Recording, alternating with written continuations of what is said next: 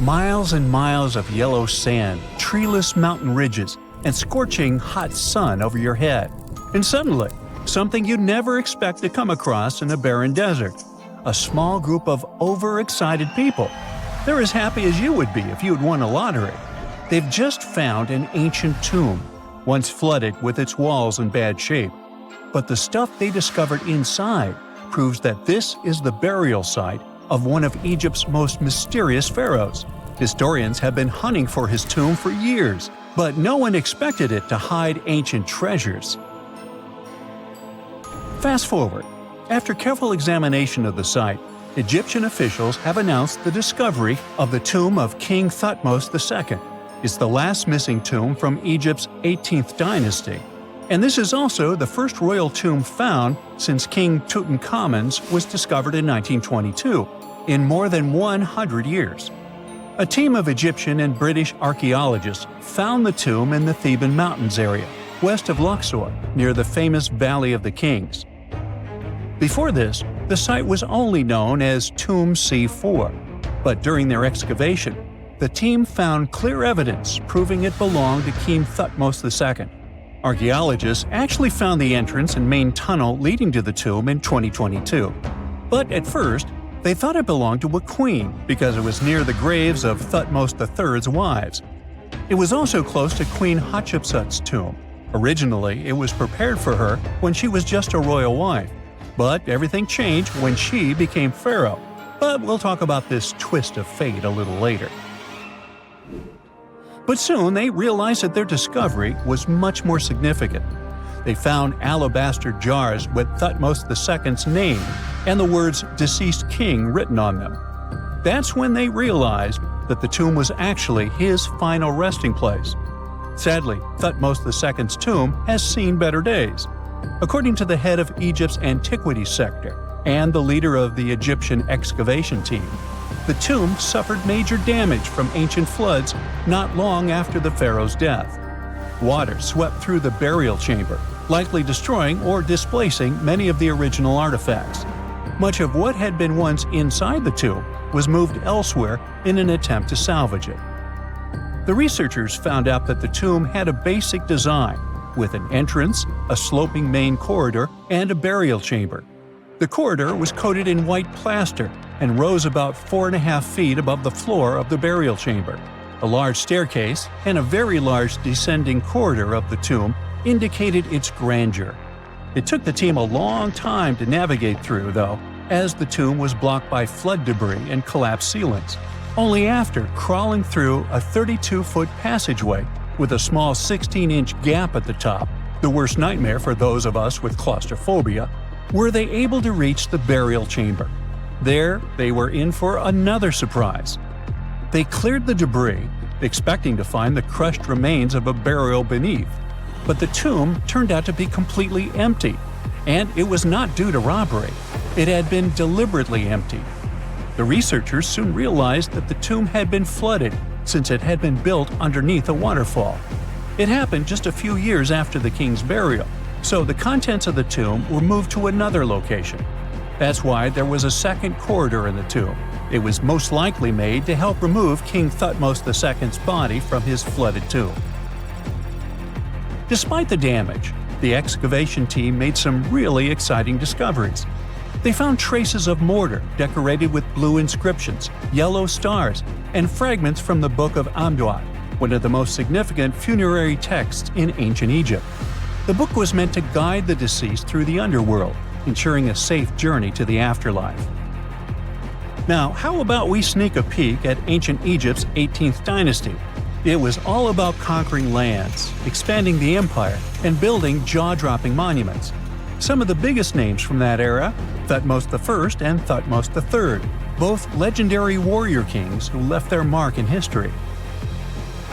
Thutmose I was a fierce fighter who led major military campaigns, pushing Egypt's border further south than ever before, all the way to the fourth cataract of the Nile. His victories gave Egypt access to new trade routes, stronger political ties, and more wealth. His conquests were so significant that they were recorded in the tombs of his top officials. Thutmose III, sometimes called Thutmose the Great, took things even further. He was not only an incredible military strategist, but also the commander of Pharaoh Hatshepsut's armies before becoming king himself. He led between 17 and 20 military campaigns, winning every single one and expanding Egypt's empire to its peak. He even created the world's first navy. Thutmose III is often remembered as Egypt's greatest warrior pharaoh. And sandwiched between these two powerhouses was Thutmose II, a pharaoh who doesn't get nearly as much attention. Hey, the middle child, right?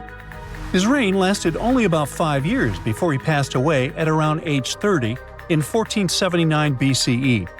He is kind of a mystery. No one really knows what he accomplished. For the longest time, even the location of his burial site was totally unknown. His body was actually found in the 19th century. It was just lying around in the mortuary temple of Deir el-Bahari, in a secret chamber where priests used to hide royal mummies centuries after their original tombs were looted by grave robbers. In other words, Thutmose II's body must have been moved from his original resting place at some point in history to protect it. During his lifetime, Thutmose II made at least one major impact on Egyptian history. He married his half-sister Hatshepsut. That might not sound like a big deal, but it helped her become Egypt's greatest female pharaoh after he passed. The catch? She kept her stepson, Thutmose III, off the throne for decades. When he finally took power, he erased her name from history out of spite. And still, Hatshepsut is one of Egypt's greatest pharaohs, no matter if you're talking about a man or a woman. She brought a lot of wealth and art to Egypt. She led a big trading trip to a place called Punt, where she brought back things like gold, ebony, and incense. She also made sure her name lasted by building amazing structures that we can still see today. At Karnak, she added huge obelisks. One of them is still standing tall. She also was the one to build the Temple of Deir el-Bahari with its countless columns. She was buried there. Interestingly, Hatshepsut was often shown in art as a man, with muscles and a beard, like how pharaohs were usually depicted.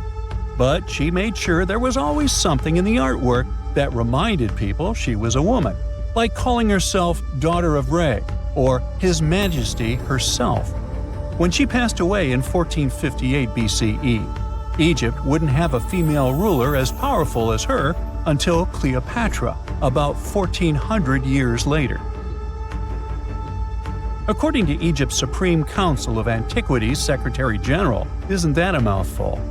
Hatshepsut's name actually appears in Thutmose II's tomb, meaning she might have even handled his burial. As for their final resting places, well, Hatshepsut was buried in the Valley of the Kings, and Thutmose II's mummy is now in the National Museum of Egyptian Civilization, alongside other ancient Egyptian rulers. It gives visitors a rare chance to see the remains of a nearly forgotten pharaoh. Now, experts consider the discovery of his tomb to be one of the most significant in recent years. The artifacts found there add important details to our understanding of the history of the region and Thutmose II's rule. And even though the tomb's design is fairly simple and follows the same architectural style preferred by later Egyptian rulers, its historical importance is undeniable. In any case, the mission isn't over yet. Archaeologists are now focusing on solving another mystery. Where did the rest of the tomb's contents end up? The team is determined to continue their search. Who knows what other secrets they will uncover that have remained hidden beneath the sands for thousands of years. Egyptian archaeologists made an extraordinary discovery near Cairo just recently. Drumroll, please. The most ancient and most complete mummy yet discovered in the country. Yes, they were keeping it under wraps. The 4,300-year-old mummy was found in a group of tombs close to the Step Pyramid of Djoser, dating back to the Egyptian Old Kingdom. It was covered in layers of gold. The team also found several other tombs, including one belonging to an ancient Egyptian official and another belonging to a secret keeper who had the power to perform special ceremonies.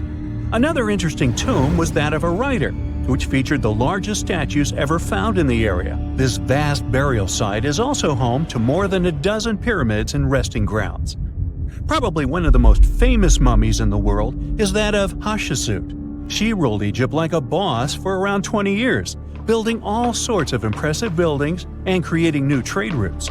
But when archaeologist Howard Carter found her tomb in the Valley of the Kings, her sarcophagus was empty. However, Carter did find 2 coffins in another tomb, one of which belonged to Hatshepsut's wet nurse and the other to an unknown woman. In 2006, a team of specialists decided to investigate whether that mysterious lady was the queen herself. They found a molar tooth in a wooden box with Hatshepsut's name on it, and when they compared it to a gap in the mummy's mouth, it was a perfect match. Ramses II was a pretty impressive ruler, but it was his mummy that eventually made history. Now, we don't hear too much about his daddy. Okay, I'll stop. Ramses is considered to be the most powerful pharaoh in all of Egypt, as he reigned for a whopping 6 decades. He also lived to be over 90 years old. Now that's pretty amazing, considering the time he lived in. Ramses II supposedly had over 100 offspring too. Talk about a big family. When he passed away, his body was originally buried in the Valley of the Kings, but some sneaky guys tried to rob his tomb of all his treasures. Officials back in the day weren't having any of that though, so they moved his body to a secret location to keep it safe. Fast forward to the 1800s, and Ramses II's mummy was discovered along with a bunch of other rulers and important officials. But it wasn't in the best condition, so archaeologists flew it to Paris to get it, pampered. Problem was, he couldn't just be transported into another country. The only solution available was to give Ramses II his own passport. His occupation was listed as king, and the document even featured his photo. Most mummies aren't necessarily known for having the most hydrated skin. But that of an ancient woman, also known as Lady Di, proves otherwise. No, not that Lady Di. This wealthy lady from ancient times was discovered in an ornate tomb in 1971, and she looked fabulous, if we can say so about a mummy. Thanks to the special conditions in her tomb, like the moisture in the environment and the lack of oxygen, her body was almost perfectly preserved. Her skin was soft, her hair was on point, and she was still flexible. The museum that now proudly displays her mummy also shows a ton of fancy items that were buried with her, like dinnerware and musical instruments. Archaeologists investigated the mummy further and discovered that she passed away from a heart attack at around 50 years old. Even though it hasn't been around for over 2,000 years, Lady Di is still making history. The mummy of Otzi the Iceman was discovered in the Alps in 1991. Austrian authorities initially thought he was a modern mountaineer because he was so well preserved. Turns out, he was actually from the Copper Age. He was found in a mountain pass over 10,000 feet above sea level. Through studying his mummy, we've learned so much about life in Copper Age Europe. For example, we know that he was a native of Central Europe and enjoyed eating meat. He also suffered from arthritis, narrowing arteries, and intestinal problems. But he likely used acupuncture and medicinal herbs to treat these conditions. And apparently, he was pretty handy with tools. He sharpened them just days before his untimely demise. Who knows if he was expecting trouble or just getting ready for some routine work. Now, King Tut and his story is most likely the one that made all mummies famous. This pharaoh passed away at the young age of 19, more than 3,000 years ago. But his mummy is still one of the most well-known in the world. When his tomb was opened in 1922, people went wild because it was still intact, unlike many other royal tombs. It had some seriously blinged-out coffins, including one made of solid gold. Not only did Tut's tomb give us a glimpse into ancient Egyptian history, but his mummy also taught us a lot about the time he lived in. DNA analysis helped identify his parents and revealed that the pharaoh had a rare bone disorder that might have made walking a bit tough. Now, Ginger is most likely one of the coolest mummies you'll ever hear about. He's like a time traveler from 5,000 years ago who's still looking fly with his golden hair and perfectly preserved nails.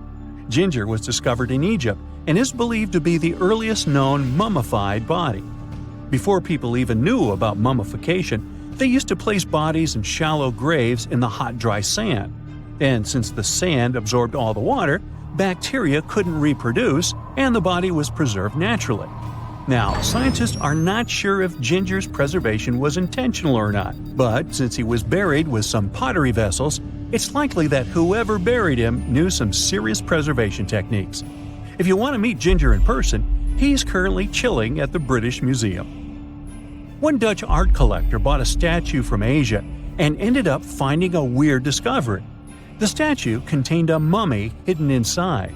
Unfortunately, the body was too fragile to move, so they had to leave it there. The coolest part is that this mummy is over 1,000 years old and was on display for 200 years before being encased in the statue. When scientists did a CT scan, they found out that the mummy was filled with paper scraps covered in writings. Experts think he might have done this thing called self-mummification, which is a pretty intense process involving a special diet and tea that makes your body less prone to bacteria. Only a few people could handle this ritual, and those who managed to do that were seriously respected. No other Egyptian queen has baffled scientists and historians like the stunning Nefertiti. Based on her statues, she was known for her slender neck, wide eyes, and high cheekbones. Her name translates to "the beautiful woman has come." Talk about living up to your name, huh? Even though she wasn't a pharaoh herself, Nefertiti still managed to leave a lasting impression. Written records suggest that, as a wife and queen, she held an incredibly influential role. Because of her power, she was indeed admired, but she also managed to make quite a lot of enemies throughout her life. She was also related to King Tut, but not biologically. Rather, she was his stepmother. So far, locals have yet to identify her mummy, but that may soon change. A local Egyptologist who has been busy excavating tombs in the Valley of the Kings has found 2 mummies that he believes could be Nefertiti and her daughter. According to specialists, we may soon finally get a definitive answer about the identity of these 2 mummies. And if one of them does turn out to be Nefertiti, we could be in for a real treat. DNA analysis and CT scans of the mummy could give us the most complete and accurate image of the queen that we've ever seen. It's crazy to think that we've only scratched the surface of what lies beneath modern-day Egypt. Nefertiti ruled during a time of great power and prosperity in Egypt, but unfortunately passed away in a period of social turmoil, leading to her gravesite being lost. Now, where's my mummy? You have heard about Nikola Tesla. You have definitely heard about the Great Pyramids in Egypt. But what if I told you that Tesla may have probably uncovered the ancient mysteries surrounding the pyramids? Wait, what? Is this a crossover episode? Nope. It's highly probable that the secrets of the pyramids are hidden in plain sight. But first, let's recap what we know about the pyramids. What's so mysterious about them? I mean, they are just old quirky buildings, aren't they? One of the biggest questions is how they were built. Some people think that the pyramids were created by people using only their hands and muscles. But others think that there might have been some kind of crazy energy source that we don't know about yet. Like, what if aliens helped out or something? Just kidding.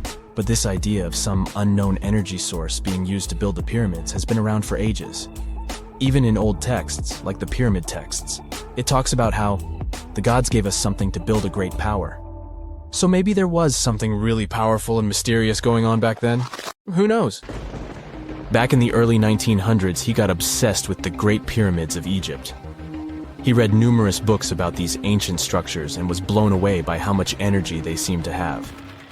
At that time, not many people knew much about electricity, and Tesla started to wonder if there was some kind of advanced tech hidden in the pyramids. He had an idea that the power of the pyramids had to do with electromagnetism, and he put a lot of time and effort into trying to figure out the mystery. Tesla had some pretty unusual theories about the Great Pyramids. He thought that they could actually store and move electricity, which could then be used to power up the areas around them. He also had this theory that the pyramids were built using some kind of crystal energy. He believed that the chambers inside the pyramids could have these super powerful crystals that could control the electromagnetic fields. But that's not all. Tesla also had this idea that the materials used to make the pyramids had properties that allowed them to trap energy from the sun and the moon. And not just a little bit of energy. He thought that the pyramid could actually create this massive energy field that could light up whole cities or even brighten up dark places. He thought that the pyramids could be used as giant power plants to generate electricity and run machines. Tesla even believed that the pyramids were somehow linked to cosmic energy, which could be used for spiritual enlightenment and healing. How very new age of him. Anyway, Tesla wasn't just pulling these ideas out of thin air. He was seriously into studying everything he could about the pyramids, from ancient artifacts and texts to hieroglyphs and drawings. And he came up with this idea that the pyramids were designed to be energy amplifiers, and some kind of unknown energy source was used during their construction. Some people thought Tesla was eccentric for coming up with these theories, but his ideas have actually had a huge impact on the way we think about the pyramids today. Researchers and scholars have been digging into his theories for years and using them to uncover some of the biggest mysteries surrounding these ancient structures. For example, recently scientists have used theoretical physics to investigate how the Great Pyramid of Egypt would react to certain radio waves. They found out that if the radio waves were a certain length, the pyramid could concentrate the energy inside its rooms and focus it under its base. The scientists did lots of calculations to figure this out. They first thought about what radio wavelengths would work best. Then they made a model of how the pyramid would react to the waves. They figured out how much of the energy from the waves would get absorbed or spread out.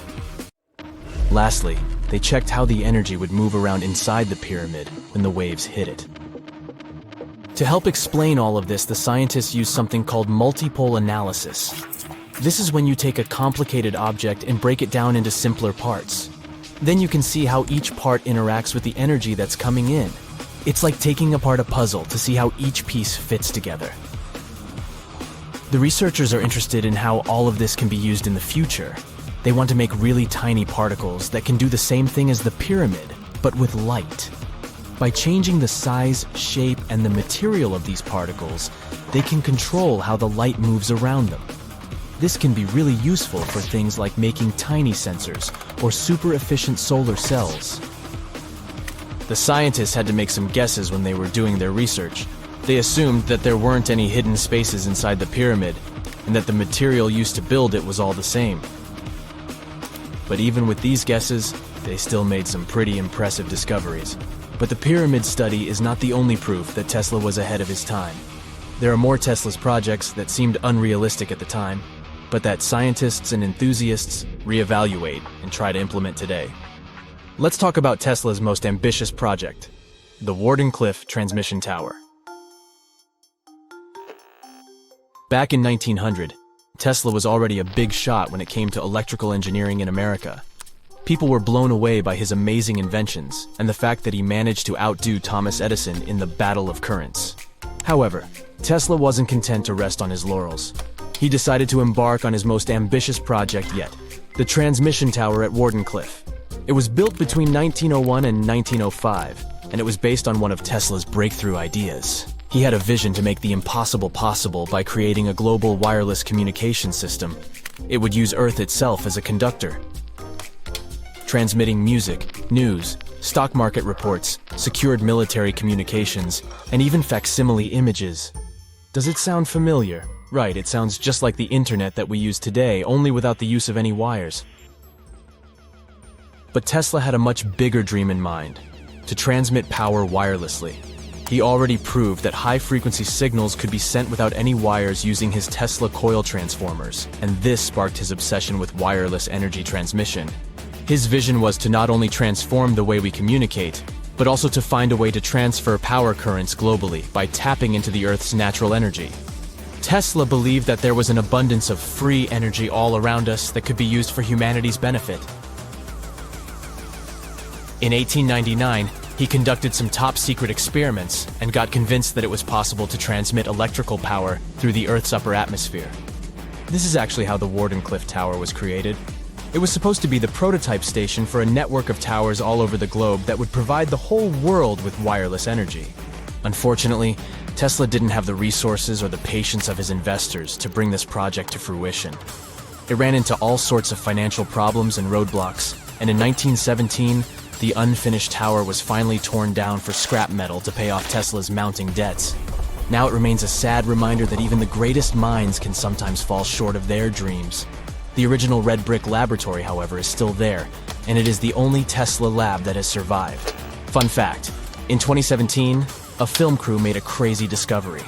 They used ground-penetrating radar to explore the area around Wardenclyffe, and they found a whole series of tunnels stretching for hundreds of feet underneath the site. Nobody knows exactly what these tunnels were used for, but people have been speculating for years that they were part of Tesla's grand plan. Wardenclyffe, of course, is a major landmark for Tesla enthusiasts from all over the world. Who knows? Maybe someone will finally crack the mystery of the tunnels one day. But even if they don't, the legacy of Tesla and his amazing ideas lives on. When you hear the word mummy, you might get a chill down your spine. That's because most of us associate this word with those creepy characters we've seen in some scary movies. But in reality, mummies have helped us understand a lot about ancient civilizations, their rulers, and about how people used to deal with losing their loved ones. The people most famous worldwide for their mummies are the ancient Egyptians. They believed that some sort of existence after passing away was possible, if certain conditions were met. That's why they insisted on preserving the human body through the process of mummification and placing the mummy in a furnished tomb, kind of like giving it a fully functioning apartment of its own. Why did they believe in this? Well, because they were deeply connected to their natural environment for the most part. They saw the natural cycles around them, like how the sun rose every day, followed by the moon, or how new life was always sprouting from plants, even after they had wilted away. They also believed that the powerful spirit Osiris, who represented the cycle of passing away and resurrection, played a role in this process. To prepare for the afterlife, the ancient Egyptians followed certain rituals, like mummification, which involved using materials like honey, resins, and incense to preserve the body. There's no other mummy more popular than that of King Tut. He was a young pharaoh who ruled over 3,000 years ago in Egypt. The problem with discovering ancient royal tombs is that most of such burial sites were previously robbed. People knew ancient rulers had been left with many valuable belongings, so those locations became vulnerable to thieves. When King Tut's tomb was opened in 1922, people were excited because it had not been robbed, like many other previously discovered royal tombs. That's how well hidden it was. Inside, his mummy was encapsulated in a total of 3 coffins, including one made of gold. The objects found in his tomb showed us what ancient Egypt was like, and studying his mummy also helped us learn about the culture and practices popular at the time when he passed away. We also learned about his family by looking at his DNA. Scientists were able to discover that he had had a disease called malaria and a problem with his foot that might have made it hard for him to walk. Ramses II was another pharaoh in Egypt who ruled for 68 years, which was quite a lot back in the day. He was known for his expansion campaigns and building projects. Many objects from his time as a ruler still exist today, including a large statue of him. Ramses II was about 6 feet tall and lived to be about 90 years old. After looking at his mummy, scientists concluded that he may have had a medical condition that affected his spine. Now, remember those thieves I mentioned before? They are probably the reason why Ramses II ended up in a plain coffin in a secret collection of royal mummies at Deir al-Bahari, which was rediscovered in 1881.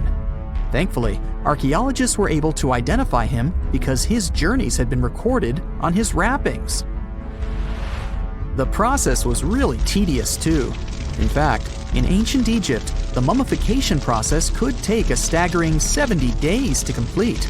A special person would say a very specific speech while delicately handling the body and drying it out using a type of salt called natron. They also used linen and resin to make the body look more lifelike and to wrap it in cloth. The tomb was equally as important for ancient Egyptians. The walls of King Tut's tomb, for example, were adorned with intricate artwork that depicted his journey to the afterlife, from his burial procession to his passage through the underworld. The ancient Egyptians believed that everyone made this journey after passing away, and they filled their tombs with items and paintings to help the person in their spiritual travels. Additionally, the walls of the tomb were decorated with spells from a special book, which contained a collection of poems that the Egyptians believed would help people reach the afterlife. And speaking of how important this journey was, people also placed food in these ancient tombs. In King Tut's tomb, archaeologists discovered 36 jars of vintage beverages and 8 baskets of fruit, which were believed to be left there to help him in his journey to the afterlife. The Egyptians believed that traveling to the afterlife took a really long time, so they left a lot of supplies, such as food and water, to sustain their loved ones. Pharaohs also generally had numerous luxurious garments and beautiful jewelry in their tombs to ensure that they would have a fashionable journey. These items included various types of linen clothing, such as tunics, scarves, gloves, and headdresses, as well as a lot of gold jewelry with precious stones, like bracelets, buckles, pendants, necklaces, rings, and even precious depictions of insects for protection. Some were also deposited with fans made from ivory and ostrich feathers to keep them cool in the afterlife. Some ancient rulers were even placed in their forever apartments along with boats. For example, Pharaoh Khufu built the Great Pyramid at Giza as his tomb, and a large ship was found inside. King Tut, however, was buried with multiple boat paddles, but no actual boat.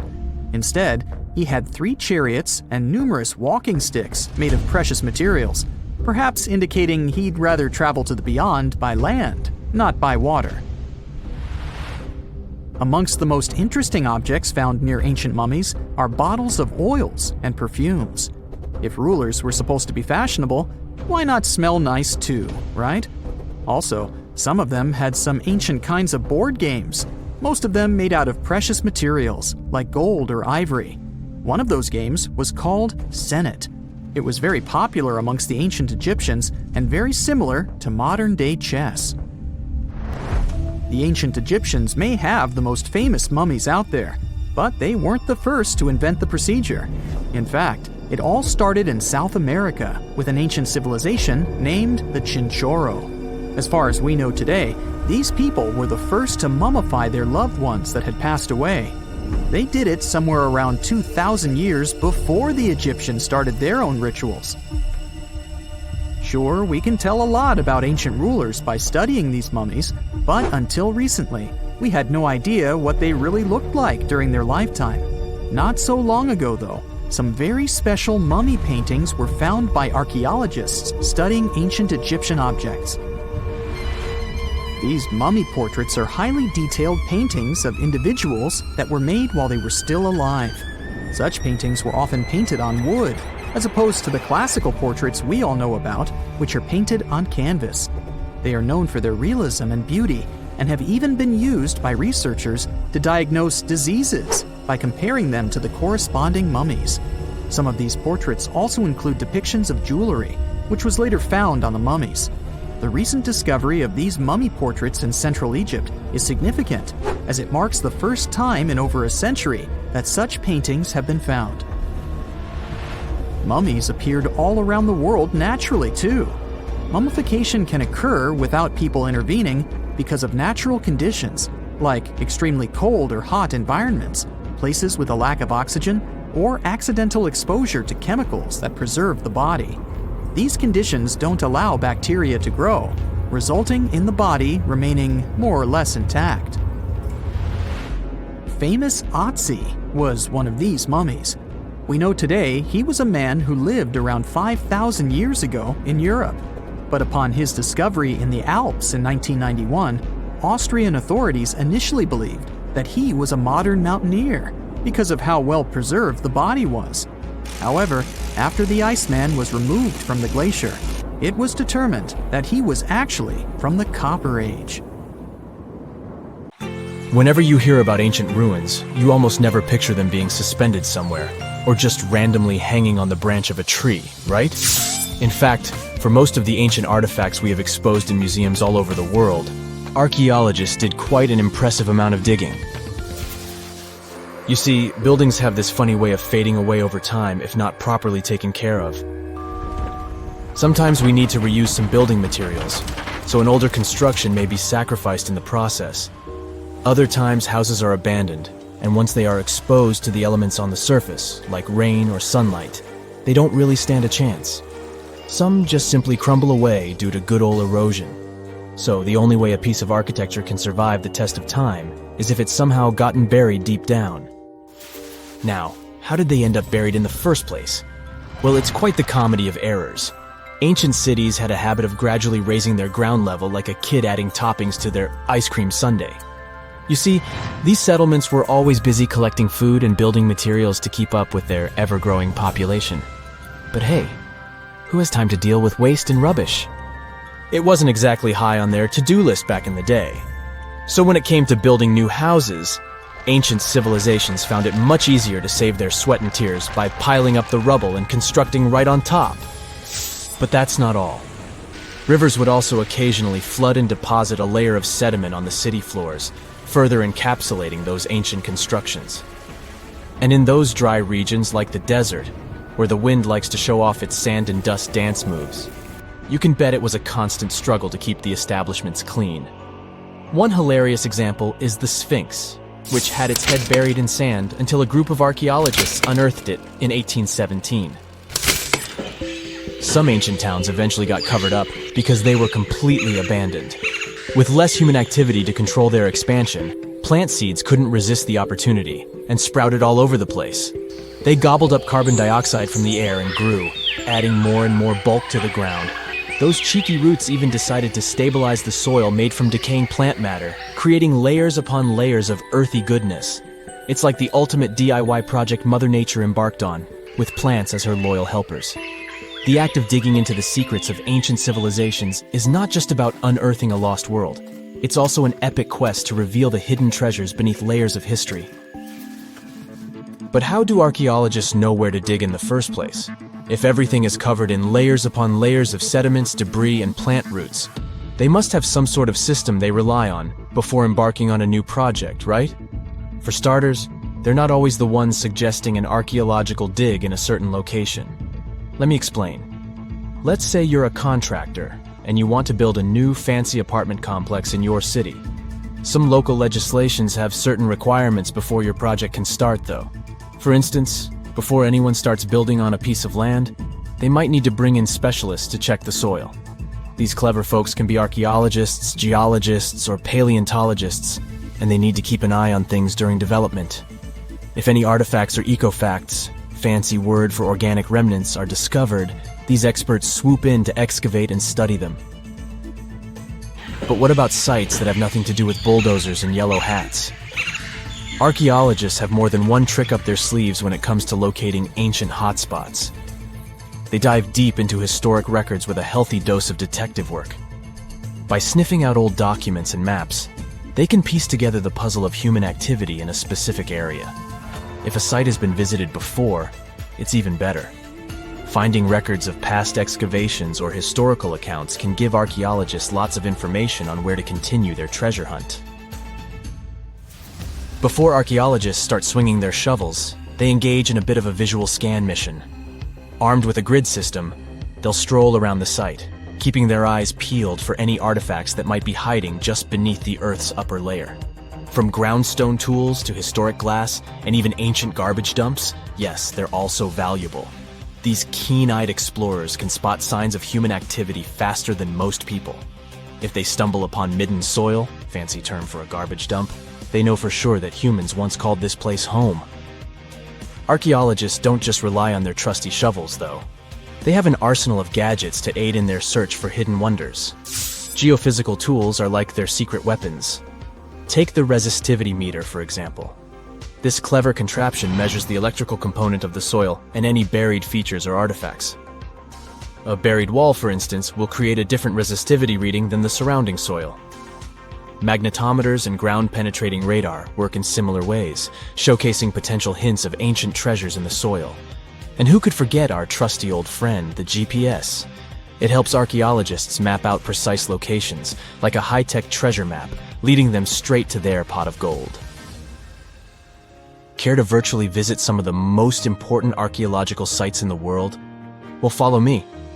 In the United Kingdom, for instance, you'll find this interesting place called Stonehenge. It's one of many henges scattered around, but this one really takes the cake. Picture this: massive ancient stones standing tall and proud, arranged in a funky outer ring and an inner horseshoe, with some smaller stones thrown in for good measure. And guess what? These amazing stones have been around for over 5,000 years. Talk about a serious case of rock-solid longevity. Now, here's where it gets interesting. According to local folklore, the legendary wizard Merlin whipped out his magic wand and poof! He teleported these massive stones all the way from Ireland. Apparently, some giants had assembled them there, but Merlin decided they would look much better at their new location. Others think it's just the ruined remains of an old Roman spiritual edifice.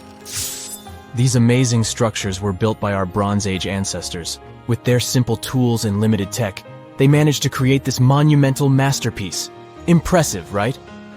Unfortunately, there's still so much we don't know about this area. Stonehenge's initial purpose remains a mystery to this day. Sure, there are lots of theories, but scientists have yet to agree on the subject. However, we do know that it's perfectly aligned to catch the sunrise during the summer and winter solstices. The ancient city of Pompeii is an equally amazing archaeological site. Picture this: Mount Vesuvius, a notorious troublemaker, decided to throw a volcanic tantrum and completely covered this ancient Roman city. It turned it into a time capsule, located outside present-day Naples in Italy. Fast forward to the year 1748, when a bunch of adventurous explorers stumbled upon Pompeii. Lo and behold, they discovered a treasure trove of well-preserved goodies: streets, houses, food. Probably a bit stale by then. Blingy jewelry, fancy sculptures, colorful frescoes, everyday household items, and even animal and human remains. It was like an epic archaeological party. From the looks of it, Pompeii had it all. Fancy houses and villas, a massive 20,000-seat arena, cute little artisan shops, hangouts like taverns. And let's not forget the saucy spots like those luxurious bathhouses for some intense pampering. There's also the Sanctuary of Apollo, where people used to gather for their daily dose of worship. And of course, the bustling heart of the city, the Forum of Pompeii, where all the cool people used to hang out. And guess what? Pompeii is so cool that it made it to UNESCO's World Heritage List back in 1997. That's like the ultimate Hall of Fame for historical awesomeness. It also includes many other famous buildings and sites, like the Taj Mahal in India and the Acropolis of Athens in Greece. There are countless stores all over the world that haven't been opened for decades, and even centuries. The question is why? It seems that nowadays you can open any door you want. The truth is that some doors were sealed for a grave reason. And so far, nobody has found out what treasures and mysteries they hide. Here are 4 doors that keep their secrets all too well. The Taj Mahal. First up, we've got the Taj Mahal in India, one of the most romantic places in the world. Shah Jahan commissioned it in 1631 and dedicated it to his 3rd wife, who he loved like crazy. They were married for 19 years and had a whopping 14 kids together. But unfortunately, she passed away while giving birth to their last baby. Shah Jahan was heartbroken and decided to build an epic tomb to remember her by. The construction took a whopping 20 years to finish. The building has quite an interesting layout. The design is super unusual, with these 4 massive 130-foot tall minarets that stand on the corners of a huge platform. They're not just there for looks. Back in the 17th century, architects were having some serious issues with buildings collapsing under their own weight. So, the chief architect of the Taj Mahal made sure to place those minarets as far away from the tomb as possible. And he even tilted them in a way so that if they did fall, they wouldn't wreck the rest of the Taj Mahal. Talk about planning ahead. The Taj Mahal is hiding some crazy secrets. There are sealed rooms all over the place that nobody is allowed to enter. And if you check out photos of the building from the riverside, you can spot 2 basements. But guess what? They're sealed up too. Nobody knows what's inside or why they've been locked up since the time of Shah Jahan. Apparently, there's a good reason why those rooms are off limits. Some researchers think that they were built using marble, which turns into a different substance called calcium carbonate if it's exposed to carbon dioxide. And when that happens, little bits of marble start chipping off like crazy. To make matters worse, there's no air flowing into these rooms. That means that if too much CO2 builds up in the basement, the 4 minarets could collapse. But wait, there's more. Some people think that the body of Shah Jahan's wife can be found in one of these sealed-up rooms in pristine condition. Why not? Who knows what the mysterious rooms might keep? The Great Sphinx of Giza. The Great Sphinx of Giza is shrouded in mystery. It's not just the largest monolith statue in the world, but it's also a hybrid creature with a woman's head and a lion's body that originates from Egyptian and Greek mythology. It's also very ancient. It's estimated to be around 4,500 years old. The construction of this marvel took about 3 years and required 100 workers who were not slaves and were treated with delicacies like sheep and goat meat. It is also thought that it used to be much more massive than it is now. Archaeologists found huge stone blocks and abandoned toolkits near the site. However, the real secrets of the Sphinx lie underground, near its paws. A group of scientists used a seismograph to detect 2 hidden chambers beneath the Sphinx's paws. Some people think that these rooms might be the legendary Hall of Records, which holds ancient scrolls revealing the secrets of the universe. I mean, that's way cooler than any library I've ever been to. Rumor has it that the Egyptians even had info on Atlantis stashed down there, which is like a super old version of a conspiracy theory. Unfortunately, we can't go on an adventure to check it out just yet. The chambers presumably have 2 entrances, but both remain sealed. The researchers haven't yet received the green light to check out their theory. Let's hope they won't keep us in suspense forever. Sri Padmanabhaswamy Temple. This temple is located in the beautiful state of Kerala in India. This temple is famous for more than just its breathtaking beauty. Underneath the temple there are 6 vaults, creatively named A, B, C, D, E, and F. The enormous iron doors to these chambers add to the mystery of what's behind them. A few years back, the authorities decided to open these vaults to the world, but it wasn't an easy task. You can't just open the doors and enter the vaults. It required a lot of work. It took them a while, but finally, in 2011, they opened 5 of the 6 chambers. And guess what they found? Tons of treasure. Bags of gold, precious gemstones, and priceless diamond jewelry. The estimated worth of everything found in the vaults is a whopping $1 trillion. It's like the temple was the real-life inspiration for Aladdin's Cave of Wonders. But wait, I said 5 of the 6. What happened to the last one? Vault B has remained closed, but not for lack of trying. They simply didn't manage to open it. There is even a belief that it's fatally cursed. Legend says that only a saint or sage can break the curse by chanting a specific mantra. But no one has been able to do this yet, presumably because we don't have saints or sages at our disposal. There is also rumor that in the 30s some temple invaders tried to enter Vault B to do some good old looting. But they never reached their target. Apparently terrible snakes materialized out of nowhere and chased the gang away. But of course, this is just an urban legend, and there is not proof of that. However, it is said that the Auditor General dealing with the temple claimed that Vault B had been opened at least 7 times since 1990, and nothing bad happened to anyone who entered. Who knows? Maybe we should send Indiana Jones to check it out. The First Emperor's Tomb. Deep under a hill, completely undisturbed and surrounded by dangerous traps, lies an ancient 2,000-year-old tomb. It belongs to Qin Shi Huang, the first emperor of China. He was born in the Qin state and became king when he was just a boy. But when he grew up and gained full power, he united the warring states ancient China was divided into by conquering them. After that, he created the Qin dynasty. When he died in 210 BCE, they buried him deep underground in a massive tomb. And when I say massive, I mean massive! Back in 1974, some farmers in Xi'an, China, stumbled upon something strange while digging a well, a huge terracotta soldier. This discovery led to an extensive archaeological dig that has continued for over 40 years, revealing a collection of thousands of clay soldiers.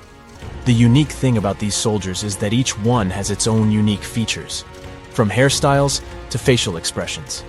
It's believed that there could be up to 8,000 of these soldiers, but only 2,000 have been found so far.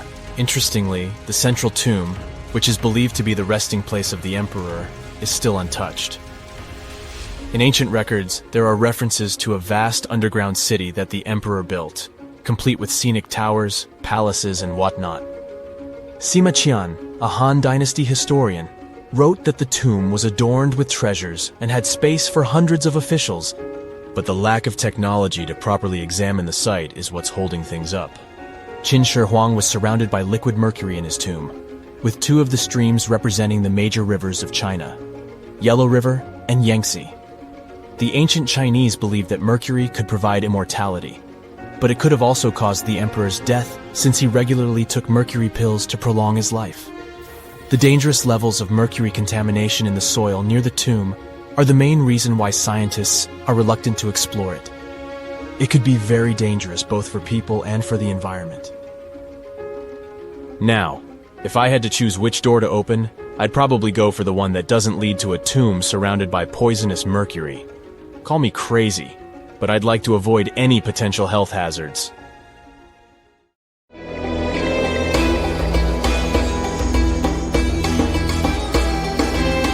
The Great Pyramid was created as the final resting place of ancient Egyptian monarch Khufu. According to legend, French leader Napoleon entered the Great Pyramid and came back out looking shaken and super pale. He never revealed what he saw inside, but whatever it was is said to have affected him for the rest of his life. When Napoleon entered the pyramid, he would have walked through a super tight and ascending passageway. He'd then go through another passageway known as the Great Chamber. This corridor would have been much taller than the previous one and would have cobbles too. He then reached the King's Chamber, the centerpiece of the Great Pyramid, which was lined with huge blocks of granite. But it wouldn't have looked as grand as we might imagine.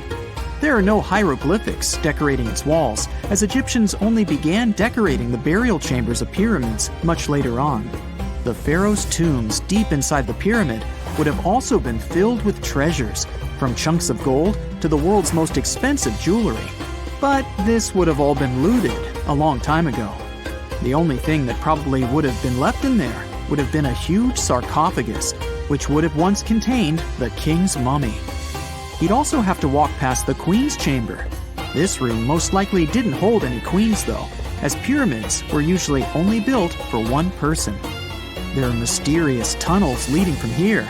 To this day, no one is really sure what they're there for. And that's not the only mysterious and creepy thing Napoleon may have encountered, as stories of pharaohs leaving ancient curses on pyramids go way back. Many pyramids had warnings written on the outside, telling of horrifying things that would happen to those who entered and disturbed the peace. We might not know what exactly Napoleon found in the Great Pyramid that scared him so much, but we know for sure what was found in Tutankhamun's tomb. Tutankhamun was an ancient Egyptian pharaoh who was only 8 or 9 years old when he took to the throne. He became a cultural phenomenon when his tomb was discovered almost completely intact in 1922. His pyramid sits in the Valley of Kings in Thebes, modern Luxor, which is in Egypt. Unlike the Great Pyramid, Tutankhamun's tomb was covered in beautiful wall decorations. The walls told the story of how he would travel to the afterlife through the underworld. Egyptians believed all people would have to take this journey, so they would fill their tombs with objects and paintings to help them get there. There'd also be spells painted on the walls. They believed this would help people pass over to the next realm. The journey would be pretty long, and for that reason, the ancient Egyptians would also fill the pyramids with food. Tutankhamun's pyramid was filled with 8 fruit baskets. They even found something called gingerbread fruit in there. The rooms were jam-packed with furniture, statues, clothes, and staffs, amongst a whole bunch of other things. You'd likely find a lot of clothes and expensive jewelry in the pyramids as well. The ancient Egyptians wanted their ancestors to travel in style to the afterlife. They put Tutankhamun in his final resting place with over 50 pieces of clothing, all of the highest quality. There were tunics, scarves, gloves, and headdresses, and a ton of jewelry. Bracelets, pendants, necklaces, rings, and scarabs for protection were all found inside. Each of them was made of gold or precious stones. There were also fans made of ostrich feathers to keep the old pharaoh cool in the hot Egyptian sun. But the temperature inside the pyramids never actually went above 68 degrees Fahrenheit. The ancient Egyptians developed a super cool air conditioning system that we don't fully understand even today. Tutankhamun's pyramid also contained 130 walking sticks made from ebony, ivory, silver, and gold to help him on his journey. There were 3 chariots hidden away in case he got tired of all the walking. They also put 11 boat paddles inside, but there was no sign of any boat. The pyramids would be littered with the pharaoh's favorite scents and perfumes. During the excavation of Tutankhamun's pyramid, it quickly became clear that it had been robbed during ancient times. There was damage to doors and traces of oils left in empty jars. It looks like someone raided the pyramid for gold and the scents, perfumes, and oils that had been left for King Tut. There was still a bit of perfume, which was made from coconut oil and frankincense, left in one bottle. It seems like Pharaoh Tutankhamun loved board games. There was an ivory traveling set of senet in his pyramid. Although we don't know for sure exactly how to play it, we have figured out it was sort of an ancient Egyptian version of backgammon. It looks like it was a 2-player game where the goal was to knock your opponent off the board. Not really sure who Tutankhamun's mummy was supposed to play with, though. The ancient Egyptians had some rituals that may seem pretty strange to us. For example, they used to shave their eyebrows off if they ever lost a cat. So it's not too surprising they put some really weird things inside pyramids.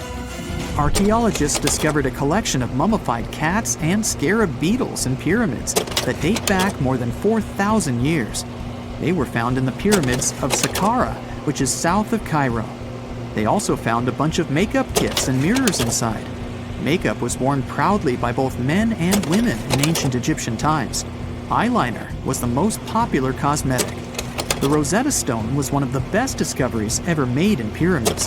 It was found by our man Napoleon Bonaparte and his team. It's a black granite rock that dates back to 196 BCE. It's transcribed in Greek, Demotic, and hieroglyphic.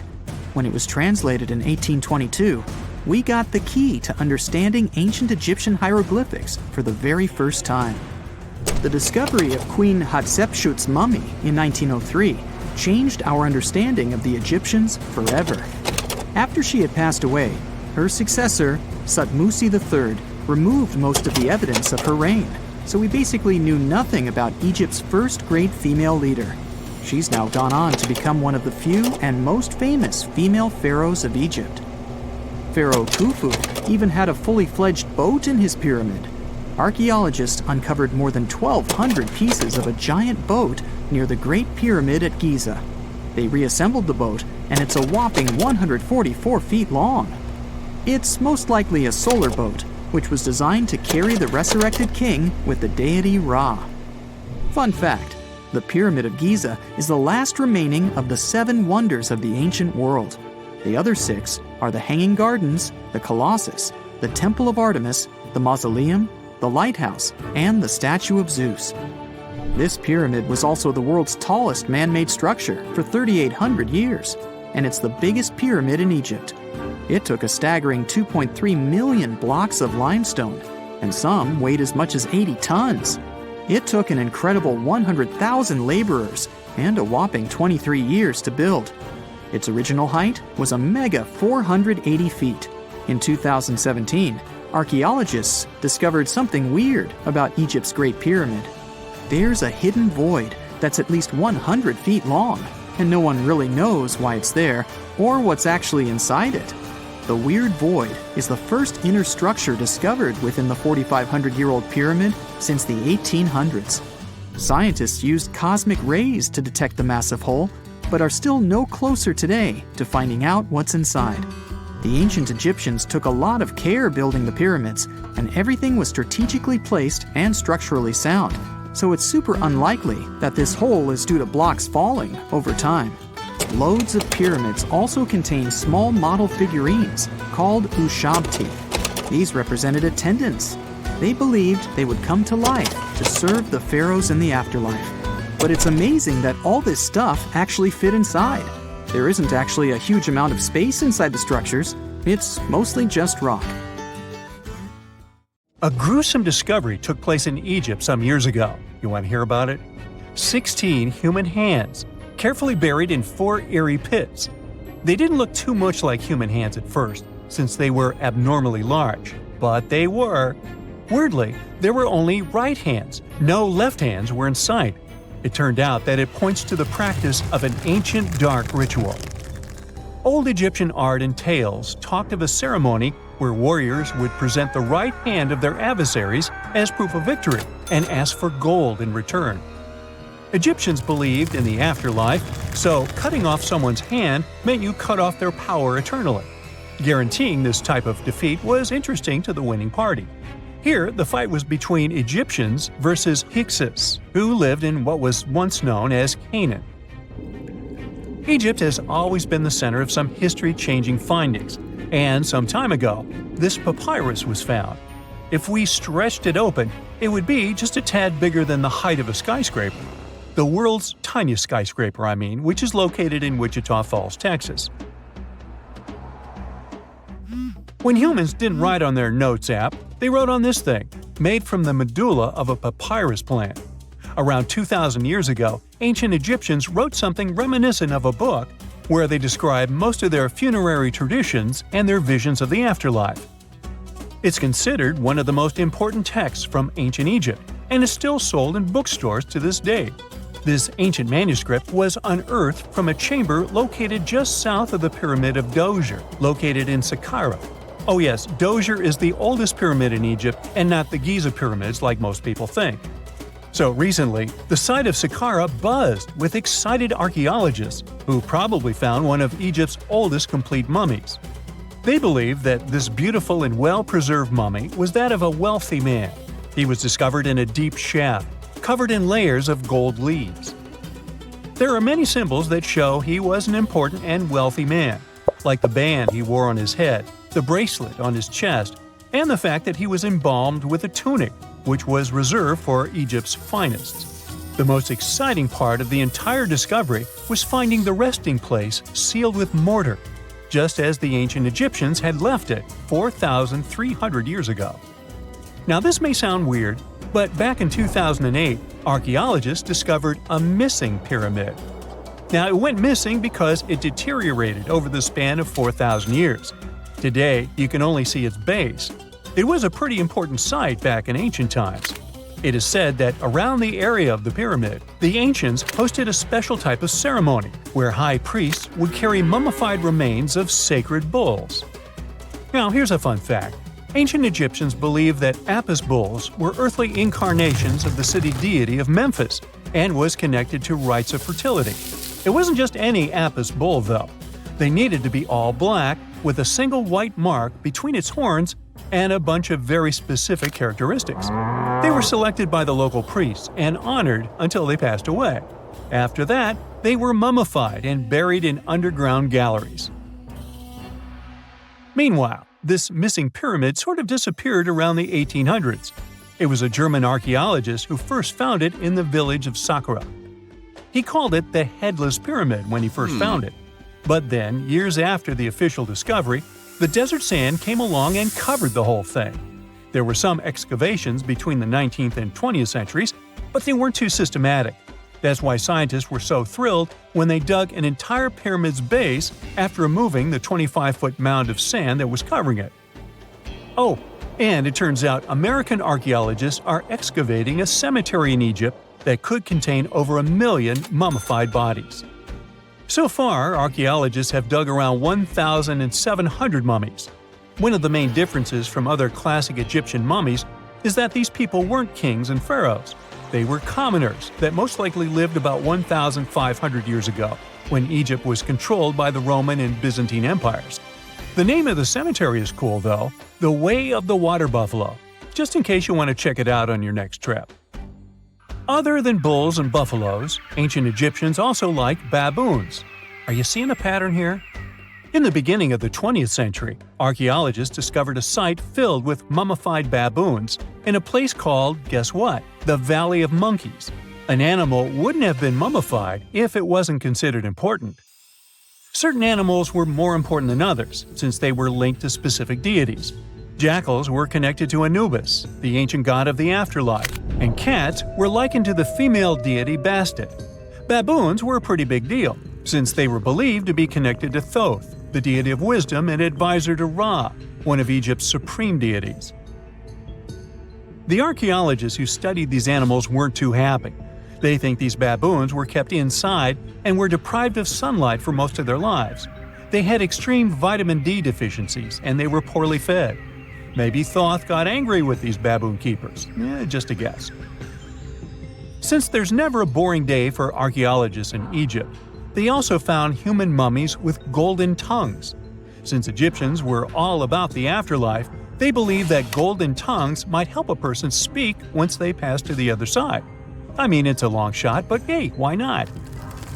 Some of these mummies were placed in wooden coffins with goods, such as necklaces, pottery, golden artifacts in the shape of lotus flowers, and scarab beetles, and iPhones. Just kidding.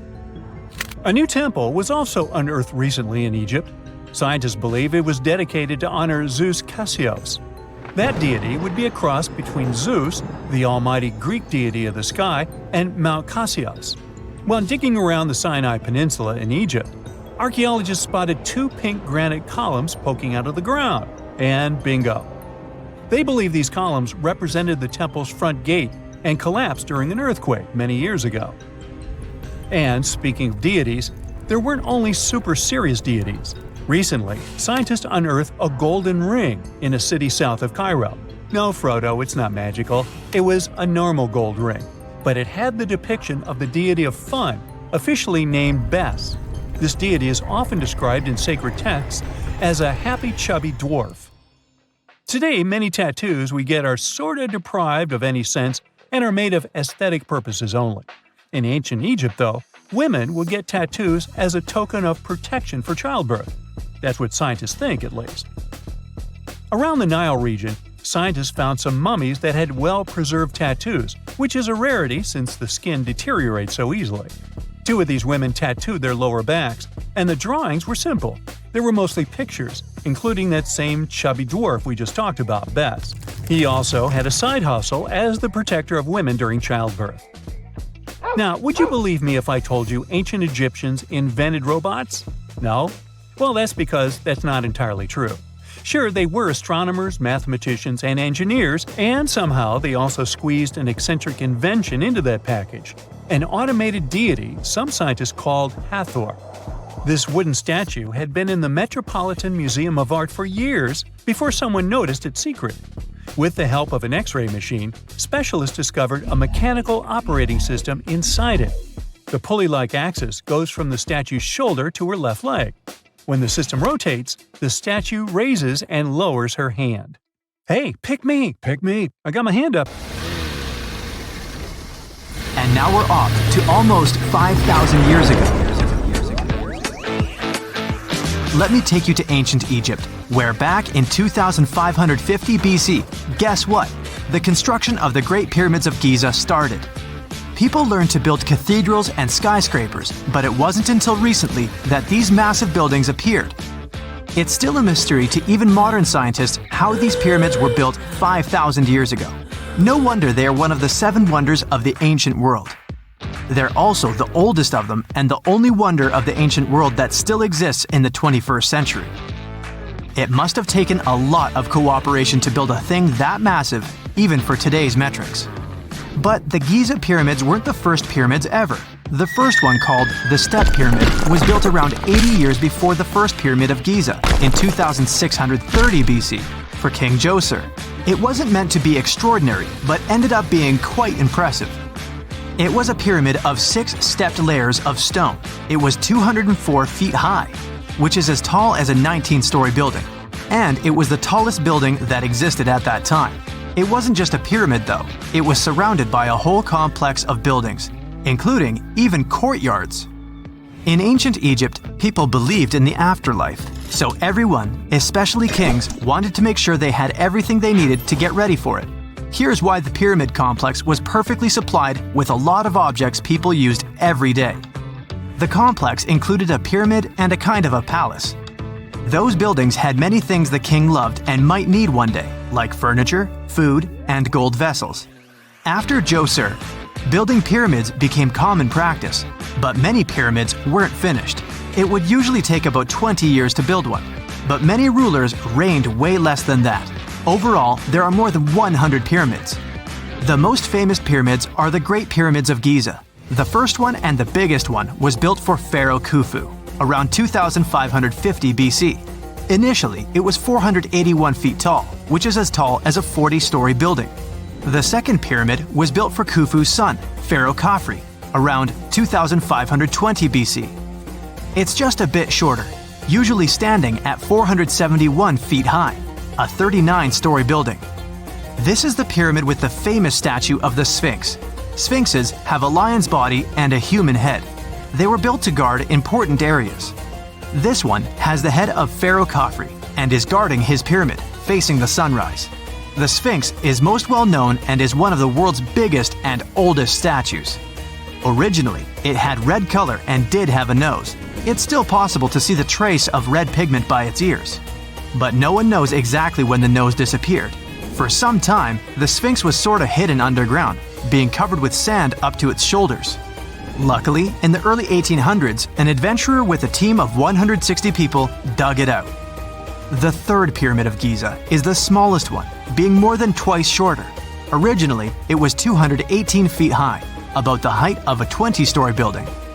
Built in 2490 BC, it was a pyramid for Khafre's son, Menkaure. The pyramids are designed to align with the points of the compass, and their sides symbolize the rays of the sun. But back at the time, there were no compasses. Ancient Egyptians figured out the directions themselves, and with amazing precision. To align the pyramids, they used two constellations. Originally, the pyramids were covered in smooth white limestone and had a gold-silver top to reflect the sun. Later, the white limestone was taken from the pyramids by other kings and used for other buildings. Scientists estimated that ancient Egyptians used about 2.3 million stone blocks to build the first pyramid. Each block weighed more than 1 ton. This is the weight of a rhino. Some blocks were even bigger, being almost as heavy as an elephant. 4.5 millennia ago, there was no modern equipment to help build it. There were no machines, no wheels, and even no steel. The only metal available to them was copper. Even today, scientists aren't sure how the Egyptians managed to build the pyramids. There are no records left that would shed light on it. Some even think that Egyptians wanted to keep it as their secret and didn't even record it on purpose. Many believe that poor people and foreigners built the pyramids, but it's not true. Actually, the builders were very skilled workers, and they were fed and paid well. The archaeologists claim that the builders lived in a nearby temporary city and were a highly organized community with a strong leader. Scientists say that around 20,000 people worked on each pyramid complex, and it took about 20 years to build each. It probably was a national project. The construction site was large in resources, and food and essentials were likely to be contributed from all parts of Egypt. Even with all that support, it remains unclear how people managed to cut, transport, and assemble those huge stones. One of the theories suggests the stones were most likely transported on boats down the Nile River. Then, there was a harder part. They had to be moved to the construction site. For that, they probably used wooden sleds. It wasn't very hard to pull them because the sand mixed with the right amount of water was pretty slick. And 10 people could move a sled even with a rock weighing 1 ton pretty easily. Finally, one last problem. The stones had to be lifted and put into place. Archaeologists have discovered the remains of the ramps system that dates back to when the pyramids were built. Most likely, the Egyptians designed a unique system to move and pull huge stone blocks, but no one knows what it looked like exactly. The most common opinion is that there were several ramps around the pyramid to help move the blocks. The ramp was growing with the pyramid getting higher. They suppose people were walking up the stairs, pulling the stone on the wooden sled up in the middle on the sandy ramp. But this is just one of the options. Others say that the ramps were going around the pyramid. Some say the ramps were inside the pyramid. But we'll never know for sure, and it'll forever remain a mystery, just like the ancient Egyptians wanted. Surprisingly, there's not much inside the pyramids. Most of it is just solid stone with very little open space. But let's take a quick look inside the biggest of the pyramids of Giza.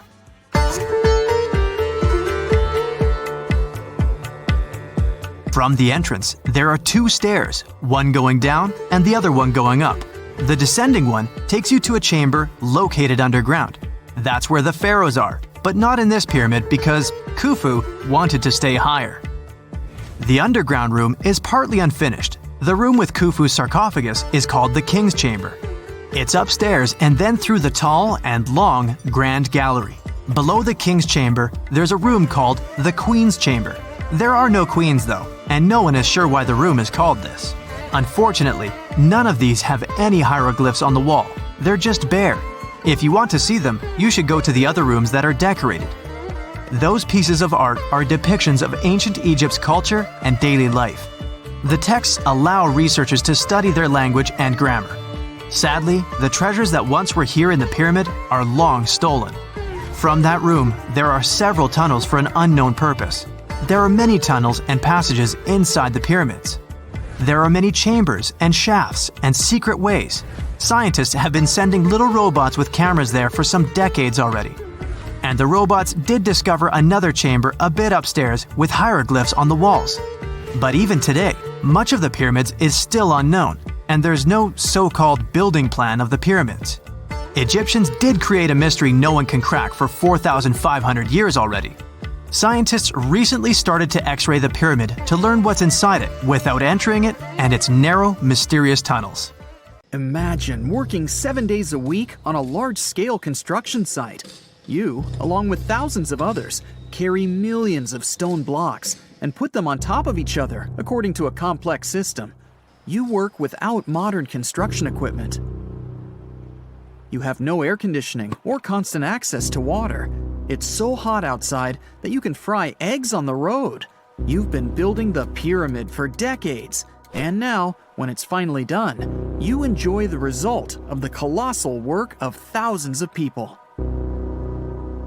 You're looking at a giant cultural monument of global value that will freeze in time and amaze people for tens of thousands of years. A few thousand years have passed. People in the 21st century see the pyramids and are like, wow, I can't believe humans have built this. Yeah, the people who built the pyramids wouldn't have appreciated such a theory. But actually, there are reasons to believe that people built it using some fantastic technology. From the outside, it seems the Great Pyramids are just big triangles of stone.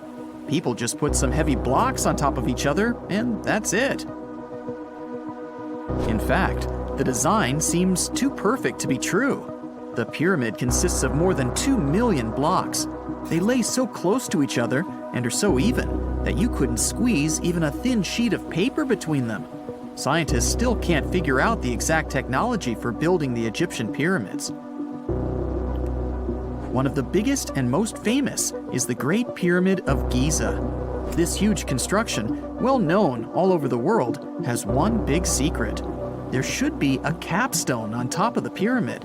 It's a triangular-shaped stone block, a small pyramid on top of a huge one. It's also called a pyramidion. The builders of ancient Egypt made it out of granite and limestone and covered it with gold. No records or old drawings prove that there was a pyramidion at the top of the Great Pyramid of Giza. But there's another ancient Egyptian structure with such a triangle, the Red Pyramid. It was built before the Great One, and its capstone has survived to this day. Archaeologists have found and reconstructed it. But where could the capstone of the Great Pyramid be? It's a mystery that still has no answer. Some are sure that some thieves have stolen it from the top. Maybe they just climbed up and pushed the pyramidion down. It makes perfect sense. The capstone was probably the most valuable element of the pyramid. Many scientists and archaeologists still don't know its exact purpose. Some believe that this peak, covered with gold, glorified the pharaohs. The capstone reflected moonlight at night and illuminated the entire space around it. During the day, the capstone reflected sunlight with its shiny surface. You could have noticed it from afar. The top of the pyramid was a kind of guiding star for lost travelers. All other stone blocks of the pyramid consist of limestone. People polished them to make them look shiny. In the past, they were even glowing and reflected light. You could see glowing pyramids from space, although they looked like tiny lights.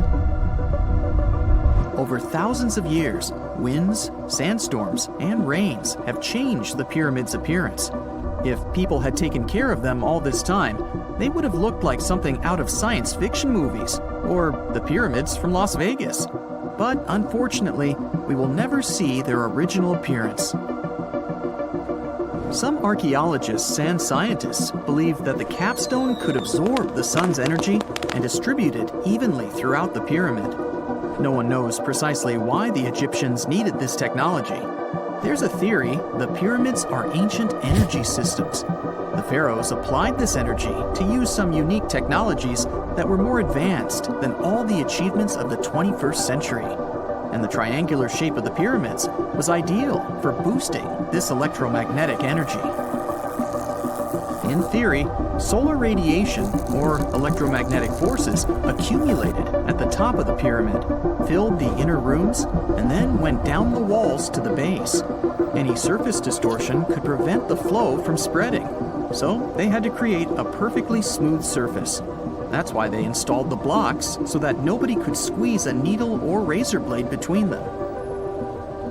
Many people believe in this theory because they built the pyramids from limestone. This material can hold energy inside itself. In the inner part, they created granite deposits to cause air ionization, that is, to create an electric charge. They also dug channels under the pyramid for water to transmit electricity. And at the top, they put a gold capstone, the best conductor of electricity. So, this is how you get a great power generator. Different cultures used similar technologies to create electricity all over the world. But these are all theories. If it had been working, humanity would have used these technologies today. There are mentions of the metal industry, chemistry, engineering, physics, mathematics, and astronomy in some ancient records. Most scientists don't believe in all these things. We know the detailed stages of the technology's development in different cultures. In the 21st century, scientists, historians, and anthropologists can track the evolution of all modern devices. If people had created some technological inventions in ancient times, the history of the world would have looked different. Perhaps all the achievements of antiquity could have been wiped off the face of the earth by global cataclysms, and it can happen to us. Just imagine how people would dig up a laptop in 5,000 years. Perhaps they wouldn't understand what kind of device it is. Another Egyptian wonder surrounded by mystery is the statue of the Sphinx.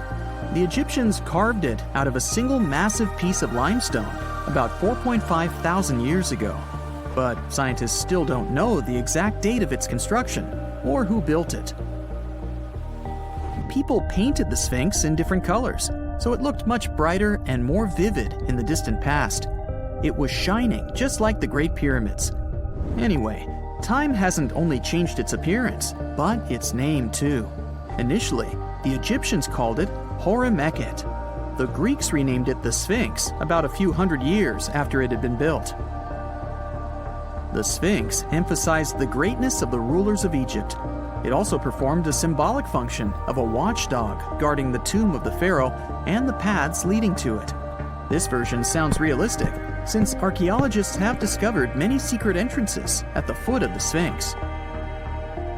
Perhaps these rooms and intricate tunnels lead to underground halls with treasures. And treasures don't always mean gold and jewelry. According to legends and theories, the Sphinx guards the Hall of Records, the storage of all humankind's knowledge. The information about the ancient mythical state of Atlantis could be there. You can find many detailed maps of the internal dungeons of the Sphinx on the internet. They show structures 12 stories deep under the statue. It looks like a small city filled with gold, scrolls of knowledge, and various ancient artifacts.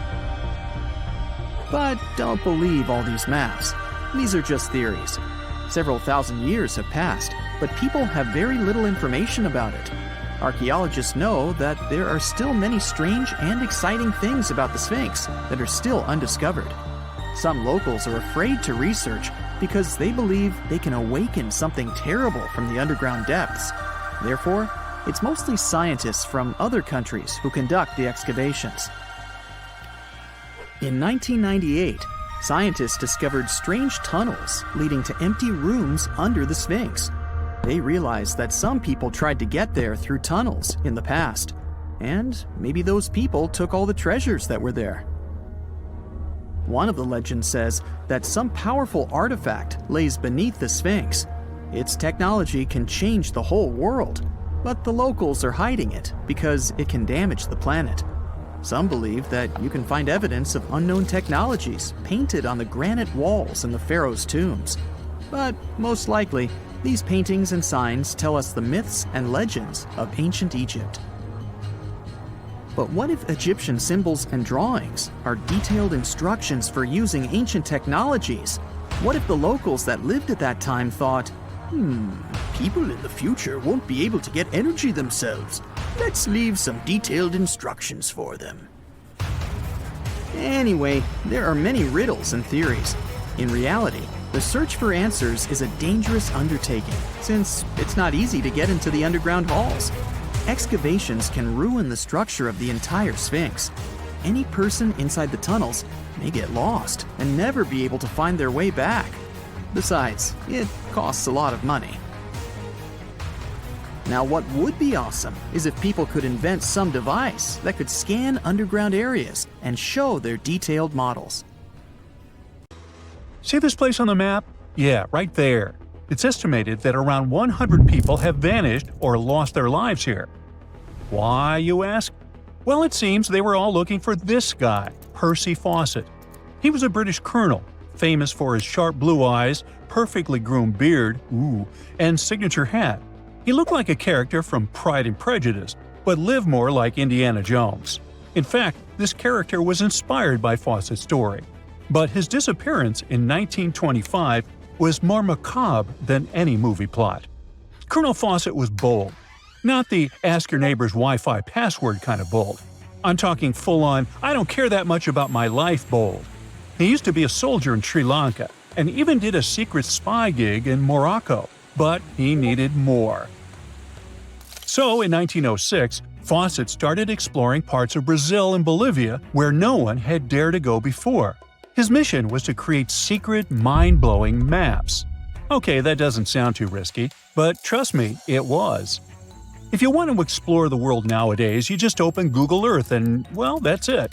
No danger, no adrenaline, just maybe one or two creepy street view photos. Ew. But we're talking about the beginning of the 20th century, when satellites and this weird Google car didn't exist. Back then, if you wanted to fill in the world map, you actually had to explore the land on foot. So that's how Colonel Fawcett ended up in South America. And he became famous for his expeditions to map out the wild Amazon. He was the first guy to record the locations of waterfalls in that region, for example. But then he got obsessed. Blame it on lack of sleep or whatever sketchy Amazon jungle juice he was sipping, but suddenly he was like, I'll bet there's an ancient advanced city hidden somewhere around here. Spoiler alert, there wasn't. But he was hooked on that idea. Hanging out with native Indians for so long convinced him that large groups could totally thrive in the middle of a massive rainforest. And of course, Fawcett loved a good old adventure story, especially the ones from the 16th and 17th centuries, written by European explorers. In those stories, adventurers claimed they had found huge settlements and fine roadways deep in the heart of Latin America. But Fawcett's all-time favorite story came from a manuscript written in 1753. Back then, adventurers were hunting for precious metals in Brazil when they stumbled upon a ruined city with monumental buildings, roads, and plazas. Oh, and every corner had a Roman-style spire. Naturally, the colonel was all in to find it. Too bad no one told him this manuscript is mostly considered a forgery. Yep, this story is as real as Snow White's. But then, things got weird. The settlement described in that manuscript was supposedly located in the northeast side of Brazil. But now, he's saying there's an advanced civilization in Mato Grosso, which is in a different part of the country. So he decided to name this new place the City of Z.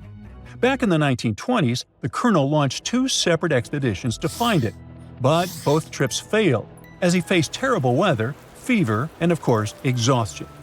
Now, tell me in the comments, what do you think Fawcett did after 2 failed expeditions? Option A, he quit. Option B, he called his mom. Option C, he tried again because he didn't get the memo that the universe is clearly saying stop. Well, of course, option C is the right answer. This is relentless Fawcett we're talking about. So, 3 years later, the colonel finally gathered enough cash to launch yet another expedition in search of the City of Z. All he needed was a crew of people crazy enough to join him. Famous and experienced explorers were begging to come along. But nope, Fawcett decided to take his son and his best buddy instead. In January 1925, this brave trio set off on their journey. They packed mosquito nets, canned food, and made a promise, we shall return. Another spoiler alert, they didn't. Uh-oh. The journey kicked off in New Jersey, and then they sailed all the way to Rio de Janeiro, Brazil. There, they stopped to grab some pack animals, like horses, and hired a couple of local guides. Now they were ready to head to the city of Cuiabá. Now keep in mind that distances in Brazil are crazy huge. So this little journey was like traveling from Miami to Chicago on foot. 3 months later, they finally ventured into the jungle for the first time. And that's when the fun really began. The crew faced piranha-infested rivers, an endless maze of thick trees, and the worst part, bugs. The constant annoying zzz of a gazillion mosquitoes wouldn't let them sleep, and Fawcett's best friend's foot got huge from tick bites. But the colonel didn't have time to babysit his friend's princess foot. Oh no, he was too obsessed to take a break. In fact, at some point, he was so far ahead of his companions that he had to camp alone for a night. On May 29th, Fawcett finally came to his senses. There was no City of Z. But did he let that stop him? Not really. He unpacked their gear and sent the local guides back to Cuiabá. But before saying a final goodbye, he asked them to deliver a letter to his wife, saying something like, "Don't worry, hon, our son is well and getting stronger every day." Sure he was. Anyway, after this dramatic farewell, the trio set off into the bush alone. The darkness swallowed the thick forest, and then they were never seen again. Okay, that was intense, so let's fast forward. 2 years later, the newspapers were still speculating whether the trio could still be alive, and Fawcett became a legend, like Bigfoot, but less hairy. One guy said that the colonel had become one of the locals and was living his happily ever after in the jungle. Another guy said he was held prisoner by the Indians, but no one could confirm any of these sightings. It wasn't until 1928 that the British authorities finally thought better late than never and decided to look for Fawcett and his crew. By that time, they were sure their expedition had perished, but they still needed proof. And after days and days of surviving the jungle's worst nightmares, they found, well, nothing. But in a weird way, this mystery inspired more explorers to look for them. It's estimated that about 100 people have passed away in this process, and a few have followed in the explorers' footsteps by disappearing without a trace. So, what really happened to the expedition? Researchers have pointed their fingers at everything under the sun. Parasitic infections, starvation, drowning, jaguar attacks, you name it.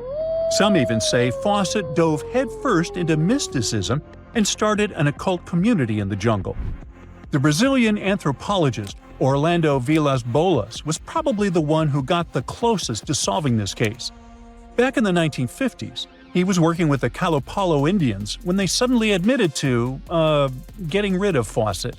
They even had bones to prove it. But it turns out a forensic analysis showed that the remains didn't belong to the colonel. So we're back to square one, and nobody knows, to this day, whatever the heck happened to them. Fawcett's quest, as we know it today, is based on some pretty questionable sources. But there is a possibility that he wasn't living in Delulu land after all. Recent discoveries suggest that his idea of a sophisticated jungle city wasn't just pure fantasy.